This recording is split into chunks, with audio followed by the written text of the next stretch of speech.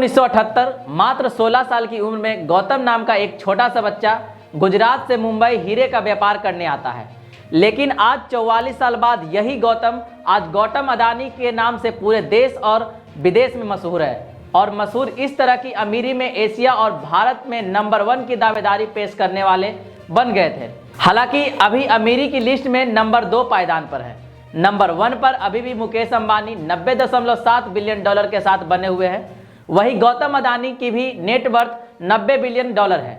अभी हाल ही में 5G spectrum की नीलामी हुई जिसमें यह दोनों यानी कि मुकेश अंबानी और गौतम अडानी दोनों में जबरदस्त की टक्कर बनी हुई थी। लेकिन इस ऑक्शन में रिलायंस इंडिया इंडस्ट्रीज के मालिक मुकेश अंबानी की जीत हुई।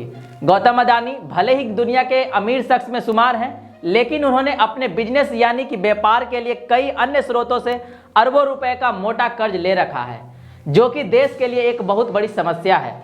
गौतम अडानी की कंपनी पर 2.2 ट्रिलियन का कर्ज यानी कि लगभग 2.2 लाख करोड़ रुपए का कर्ज है। अब सवाल यह उठता है कि किसी एक कंपनी के पास ही क्यों देश के रिजर्व का 50% पैसा लगा हुआ है। जानेंगे इस वीडियो में कि इतना सारा रुपया जब कोई कर्ज लेता है तो यह देश के लिए समस्या क्यों बन पड़ती है। उससे पहले नमस्कार, मैं हूं अंशु कुमार और आप मुझे देख रहे हैं प्राइम लाइव पर। इतने कर्ज के बावजूद भी गौतम अडानी ने एक और व्यापार के लिए SBI यानी कि स्टेट बैंक ऑफ इंडिया से 14,000 करोड़ रुपए का कर्ज लेने की बात कही है। अब आपको बताते हैं कि इतना ज्यादा कर्ज किसी देश के लिए क्यों खतरा है। बैंक तो किसी भी बड़े बिजनेसमैन को आसानी से इस विश्वास पर पैसा दे देते हैं कि इतने बड़े बिजनेसमैन तो हमें वापस पैसा दे ही देंगे। लेकिन कभी कभार यह भी देखा गया है कि यदि कोई बिजनेसमैन पर बहुत ज्यादा कर्ज हो जाता है तो वह इंडिया से कहीं बाहर भाग जाता है। ऐसा ही हमारे देश में कई ऐसे बिजनेसमैन का नाम है जिस पर करोड़ों का कर्ज है और वह इंडिया से बैंकों का साथ ही भारत के आम नागरिकों का पैसा लेकर भाग गया। आप सबने भी इस सभी कर्जधारकों का नाम सुना होगा। विजय माल्या, नीरव मोदी, मेहुल चौकसी जैसे कई नाम हैं जिस पर लाखों करोड़ों का कर्ज है और वह कहीं भारत से बाहर चले गए हैं। इस सब में ना सिर्फ बैंकों का पैसा डूबता है बल्कि इन सब में भारत के आम नागरिकों का पैसा भी डूब जाता है, क्योंकि आम नागरिकों का पैसा भी किसी न किसी बैंक में जमा जरूर होता है। साथ ही इससे देश की GDP में भी असामान्य तरीके से गिरावट दर्ज की जाती है। अब इस रिपोर्ट में सबसे चिंताजनक बात यह है कि अडानी का पूरा बिजनेस की कर्ज की बुनियाद पर खड़ा है। ऐसा नहीं कि दुनिया भर की कंपनियां व्यापार के लिए लोन नहीं लेती है, लेकिन इसमें सबसे ज्यादा चिंताजनक बात यह है कि अडानी ग्रुप लगातार अपना विस्तार कर रही है और इसमें भी सबसे बड़ी समस्या यह है कि इसके लिए कंपनी लगातार लोन ले रही है, जिससे ग्रुप पर दिन प्रतिदिन कर्ज का भार बढ़ता जा रहा है। एशिया के सबसे अमीर और दुनिया भर के टॉप अमीर उद्योगपतियों की सूची में शुमार अडानी ग्रुप के प्रमुख गौतम अडानी का अपने पुराने कारोबार को बढ़ाने के अलावा अलग अलग बिजनेस में अपने व्यापार के पांव पसारने में लगे हैं। वही खास बात यह है कि वे नए धंधे में कदम रखने के लिए डेट फाइनेंसिंग का सहारा लेते हैं।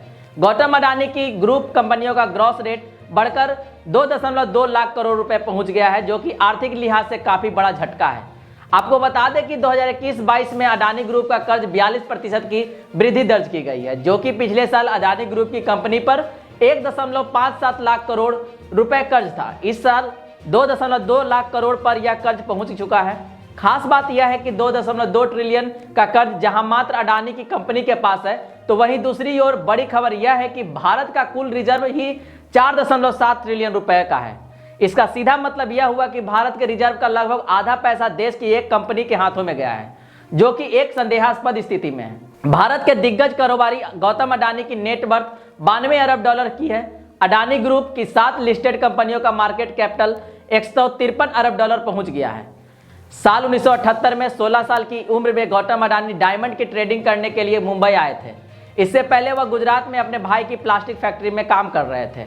सबसे पहले 1988 में अडानी ग्रुप की स्थापना हुई थी। उस समय यह कंपनी केवल इंपोर्ट एक्सपोर्ट का काम किया करती थी, लेकिन बाद में धीरे धीरे यह कंपनी अपने उच्चतम स्तर पर पहुंचते गई और आज यह पूरे भारत और पूरे विश्व में एक जानी मानी कंपनी बन चुकी है। आपको बता दें कि अभी हाल ही में गौतम अडानी ने होल सिम इंडिया का सीमेंट बिजनेस भी खरीद लिया है। इस तरह अब गौतम अडानी के पास अंबुजा सीमेंट और ACC सीमेंट की हिस्सेदारी भी आ चुकी है।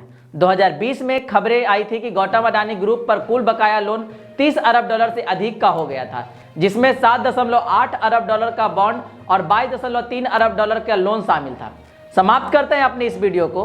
खबर यदि आपको जानकारीपूर्ण लग रही हो तो ज़्यादा से ज़्यादा शेयर करें और वीडियो को लाइक करें। चैनल को अभी तक आपने सब्सक्राइब नहीं किया तो सब्सक्राइब करें। वीडियो में अब तक बने रहने के लिए धन्यवाद।